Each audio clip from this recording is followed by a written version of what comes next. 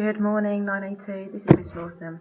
I hope that everyone's had a good week and that you got on okay with your lesson last week on looking at Mrs. Burling. Today I figured that as I'm in school this week, I would do a video in our classroom and hope that it might make you feel a bit more normal. I know you're going to see my face, but at least you can see our classroom.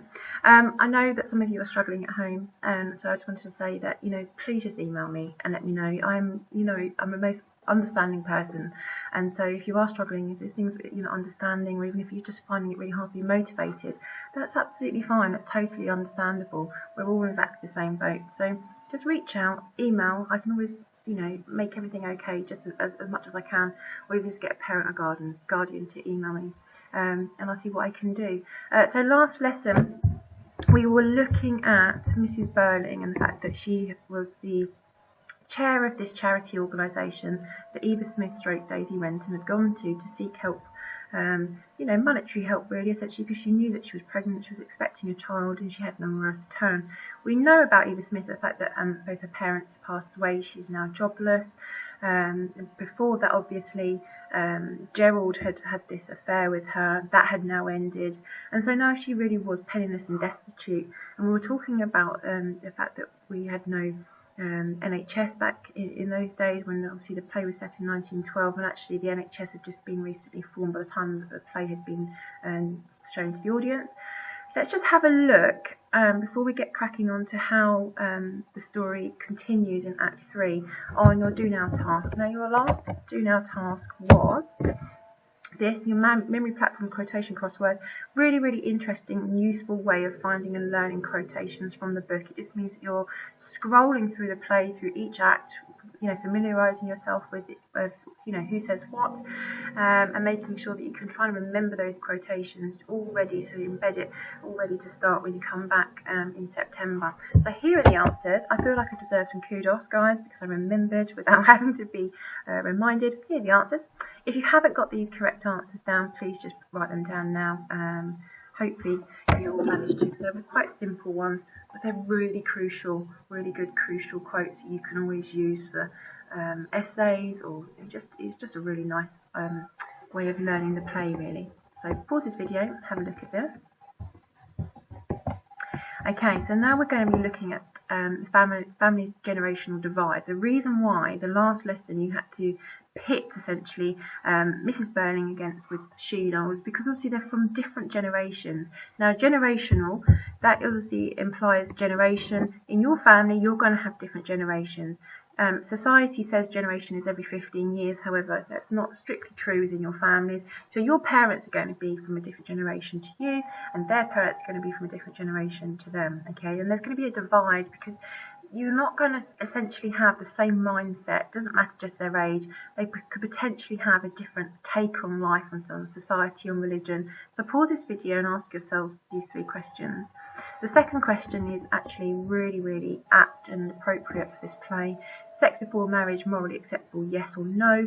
When this play was set in 1912 and shown in 1945, sex before marriage just wasn't talked about. I mean, it wasn't particularly done, but if it was never talked about. 1945, obviously, the end of the Second World War, and there was actually tens of thousands of babies that were put up for adoption as a result of extramarital affairs or sex before marriage, often by soldiers that would come over to England and to the UK. Now, that was because it was just deemed unacceptable to be a single mother. Now, this is the situation that Eva Smith has herself in. Ask yourself these 3 questions, pause this video, and see what answers you come up with. Your second task was to find 5 quotes to show the comparison between Sheila and Mrs. Burling in Act 2 and Act 3. Now, the reason why we want to do the comparison is to show that generational divide. They're both females. They're both essentially living in the same time period and era, but they are very different people. And there's a reason for that. Remember, Priestley uses his characters as vehicles to show the society and show the audience something. It's up to us to work out what. Mrs. Burling doesn't actually change. Her character and her position on her influence on Eva Smith doesn't actually change. She's quite a static character, unfortunately. She shows little remorse. She still says that she did the right thing when handling Eva Smith at the charity organisation. Whereas Sheila here, right from the get-go, right from Act 1 actually, she shows a tremendous amount of interest in the case, but also remorse. And she can see, she's very intrinsically linked into the inspector. She's very in sync, because she can see where the inspector's going with this, and there's quite a few warnings. Now, one of the biggest warnings I always ask students when I teach this is, when did you know that Eric was actually the father of the child that we've been discussing? Very interesting. There are clues throughout the whole play that Eric has something to do with Eva Smith.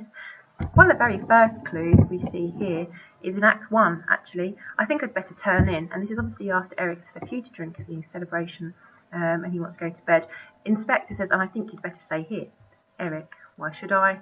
Remember, he's moved from the start to the doorway, by this point. Inspector says, it might be less trouble if you turn in, you might have to turn out again.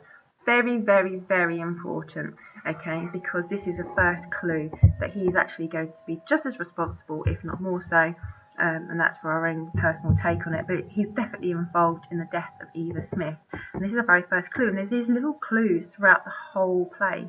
The other thing about Eric, and we're going to look at today, is the way that he actually did ingratiate himself with Eva Smith, and the difference between he and Gerald. Now, they both met Eva Smith, stroke Daisy Renton, and they both did it in a very similar way, in a bar, in the Palace Bar, and they both bought her drinks, okay, so, and they both ended up having sex with her, okay, so, but there are different ways of doing it, and we're going to look at Eric in more detail. In terms of drinking, this is your first kind of task today. It's very interesting to see how his mother really just has no clue about what her son's capable of, and not just actually her son, society in general. She shows absolute disgust and abject horror at what had happened about the the women in the Palace Bar and the men that she knew actually were of a decent class, that she didn't understand that they would be doing this kind of thing. So here we have this naive side of Mrs. Burling. She says, of course not, he's only a boy. Because here, he's gone off and Mr. Burling is talking to Eric because he's in an excitable, silly mood. Is that because he's been drinking, or is that because he knows something is about to happen? He knows his involvement within Eva Smith's story. Inspector says, no, he's a young man. So essentially, look, you need to let your son take responsibility for this and stop thinking he's just a child. Which, by the way, as a mother, very interesting that we do tend to do this with our children, or perhaps even more so our sons, that we are a little naive to what our children get up to. As much as you try to take an interest, it is just that thing, that generational divide. Sheila then says, because it's a sister, so maybe your sisters or brothers might have a different take on your life to what your parents do, and I think we can all resonate with that.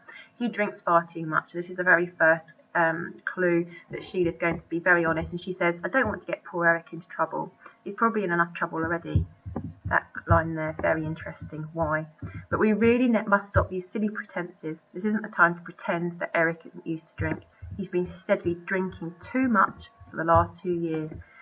Okay, so Mrs. Burling doesn't want to hear it. She's saying it isn't true. This can't be true. And she actually brings her future son-in-law, poor old Gerald, into it. Well, I don't think Gerald particularly really wants to be drawn into this, but he does say, yes, I'm afraid it is, Okay. Mrs. Burling, again, it's all unravelling. Her whole family and her whole idea, and Mr. Burling as well, what their idea of their family is unravelling before their eyes. It's actually quite comical to watch, really, if it wasn't so tragic for Eva Smith. And so having their kind of the shutters or the blinkers removed from their eyes, they're beginning to see their children in a very different light.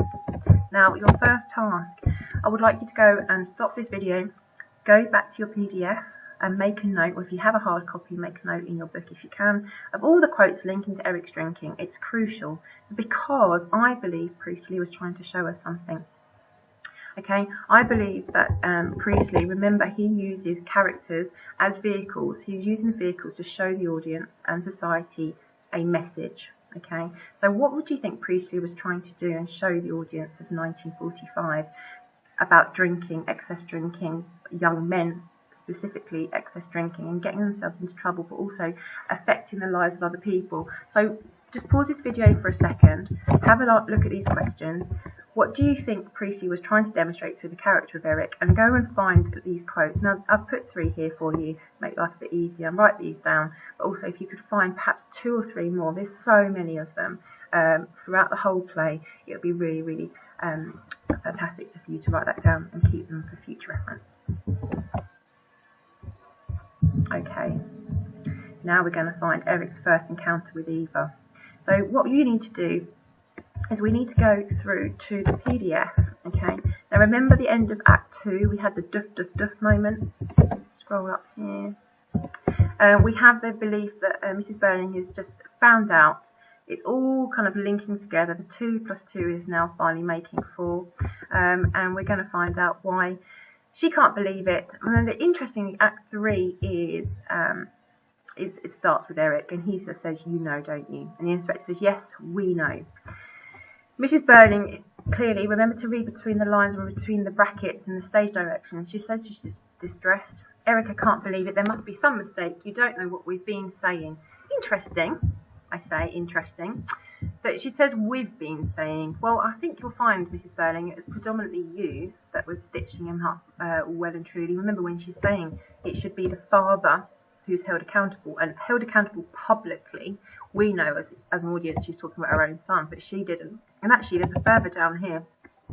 Sheila says, because mother's being busy blaming everything on the young man who got this girl into trouble and saying he shouldn't escape and should be made an example of. And Eric says, "You haven't made it any easier for me, have you, mother?" And Mrs. Burling's only defence is, "I didn't know it was you. I never dreamt. Besides, you're not that type. You don't get drunk." Absolute naivety. She has no clue what her own children, her own grown son has been getting up to. She says he's not the type to do what? Interesting. But I don't know, it was you. So her only defence really here is that she said that she wouldn't have done it had she known it was her own son. But had it been someone else's son, she would have still continued. Okay, so she still, again, even her own treatment of her own children, she still shows no remorse. We have here the little tit for tat between Eric and his sister. "You told her why, you little sneak." And Sheila just says, "Look, I could have told her a long time ago, but I didn't." And it's very interesting, as she says, "Neither do I. If you'd had any sense of loyalty," Miss Burling's still calling into question the fact that there's no loyalty between the family, but ultimately Sheila knows. And the inspector knows, and I think Eric's beginning to know that actually, forget loyalty to the family, there's something bigger here. So, just before the interrogation by the inspector, Eric clearly asks for a drink. Now, interesting, he says he's miserable. Of course he's miserable, he knows exactly what's going to happen. He does start to show some remorse as well, previously on the last page. So he's not remorseful and feeling upset because he's in trouble. He's doing it because he has understanding the magnitude of his actions. Now, interestingly, the inspector agrees to him having a drink. Alcohol tends to have or have the connotations of being a bit of a truth serum, probably makes the inspector's life a little bit easier. So Mr. Burling says yes. Now, this is another classic example, guys, of reading between the lines and reading the stage directions. It says Eric goes for a whiskey. His whole manner of handling the decanter, which remember is the glass jar, bottle thing. And then the drink shows his familiarity with quick, heavy drinking. So he's a quick drinker, he's a heavy drinker. The fact that he's drinking whiskey, he's not reaching out for an alco pop here, guys. He's not reaching out for a white wine spritzer. He's going for the hard stuff.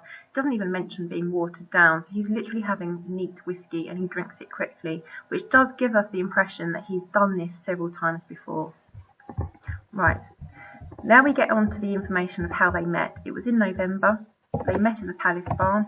He'd been there an hour or so with 2 or 3 chaps. He was a bit squiffy. Squiffy means to be tipsy or drunk. So again, that's one of the quotations you could use.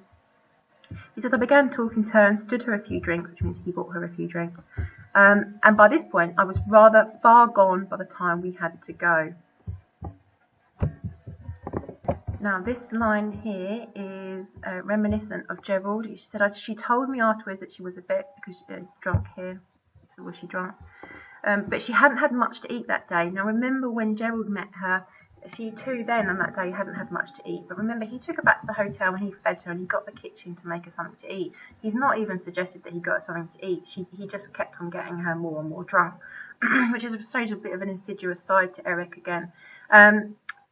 Had she gone there to solicit in this instance means to be a prostitute, and we're getting a little bit more in-depth information about Eva Smith as a person. Remember, she's parentless, she's an orphan, she's lost her job, she's lost someone who I think she quite loved, Gerald, and she's lost that relationship, she's lost the lodgings that Gerald had given her. She is literally on the down and out, and yet she still isn't turning to prostitution, even though it says there was some women who wanted her to go there. So, she had been resistant to that last degrading sort of job that she could have earned some money, even in that instance. Now, this is where Eric's atrocious side comes out, unfortunately. You went with her to her lodgings that night, so basically where she went, where she lived, and he says, yes, I insisted, it seems. I'm not very clear about it, but afterwards she told me she didn't want me to go in, but that, well, I was in that state where one easily turns nasty, and I threatened to make a row. So she let you in, yes, and that's when it happened, and I didn't even remember. That's the hellish part. Oh my God, how stupid is it all?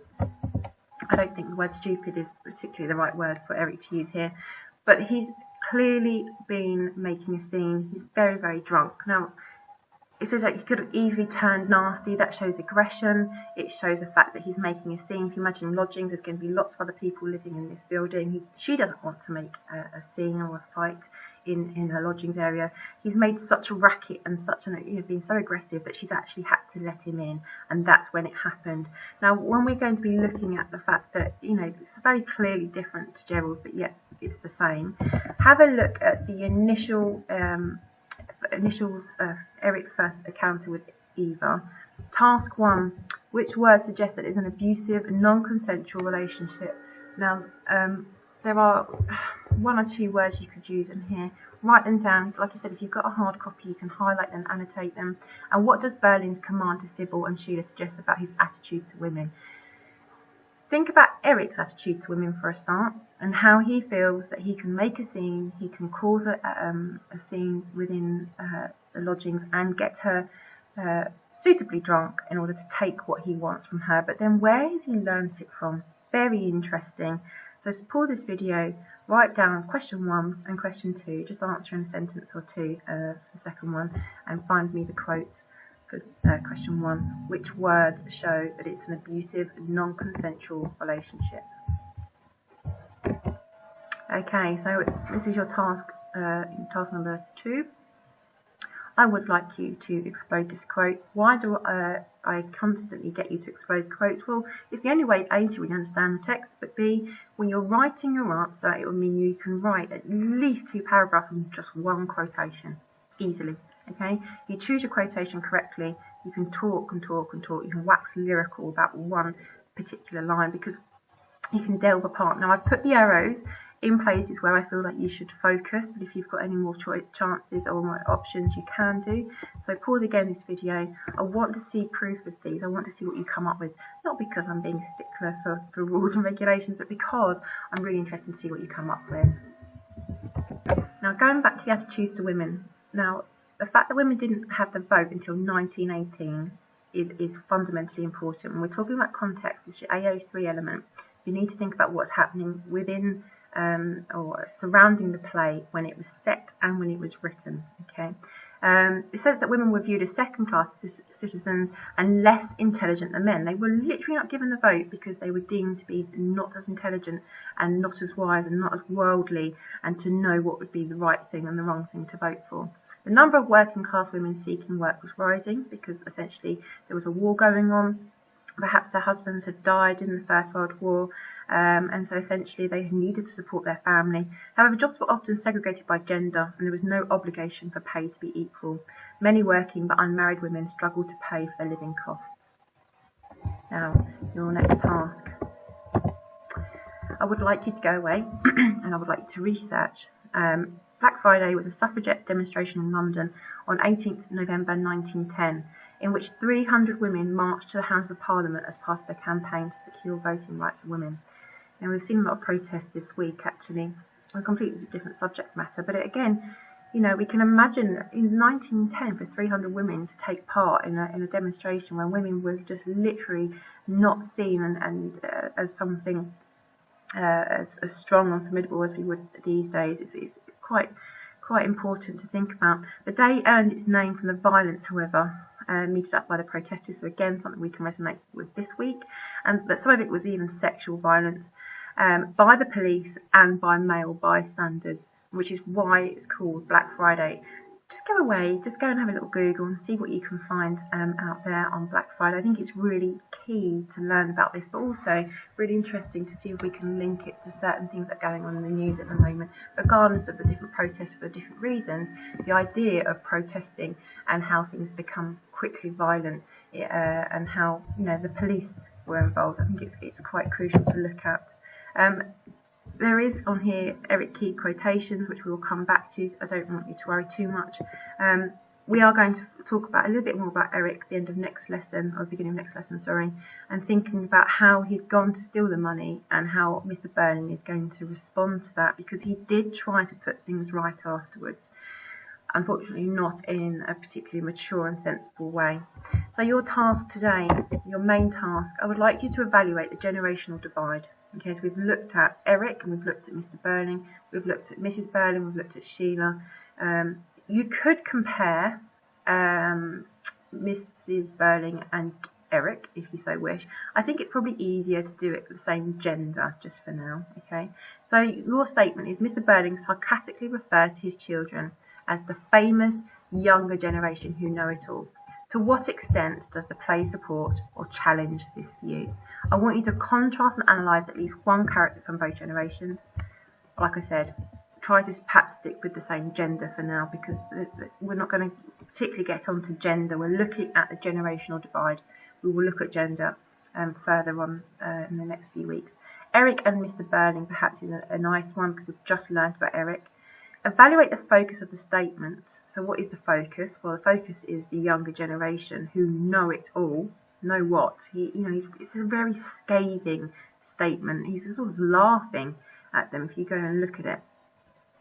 Which is on Act 3. I'll find out where it is about for you in a second.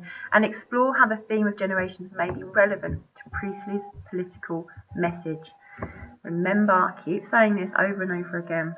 You need to keep thinking about what Priestley was trying to show using these characters. It was a very moral and political message he was trying to show with this play. So what do you think he was trying to show with the fact that he was using one generation against the other? Is it key that Eric and in particular Sheila are the ones that change the most? I'm saying it is.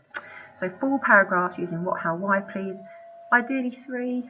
If we can. No need for a formal introduction to the task, though. You don't need to go into a long lengthy introduction. Just get straight to it. Remember quotations to support your argument. Remember to mention context. So perhaps you're going to talk about the women's suffragette movement if you're talking about Mrs. Burling and Sheila. Perhaps if you are going to talk about Eric and Mr. Burling, you could talk about the context about young men and their attitudes to women, or perhaps the political. The lesson 1 and 2 we looked at politics in more in depth, more focus. You can mention that.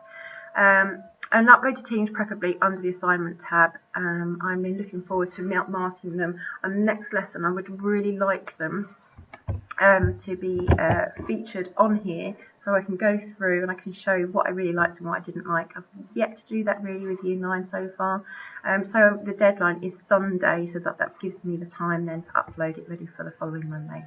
Like I said, guys, if you have any other questions, anything I can help you with, please just come and just email me or pop a message on Teams, and I will do everything that I can to help you. Anyway, I hope you all have a lovely week and you've enjoyed seeing your classroom.